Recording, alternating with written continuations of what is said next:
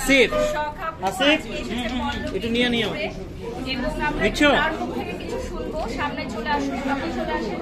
দি shiny star makeover salon সম্পর্কে আনিকা শখ আমাদের আজকের চিফ গেস্ট, উনি কিছু বলবেন। তুমি সামনে চলে আসো।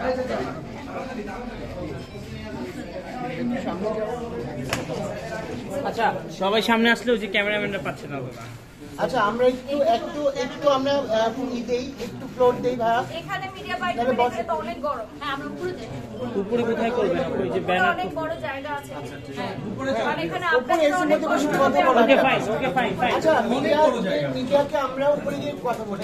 এটাই ভালো হবে। ঠিক আছে ওকে ঠিক আছে হ্যাঁ দাদা দাদা আমারটা পকেট আপনার।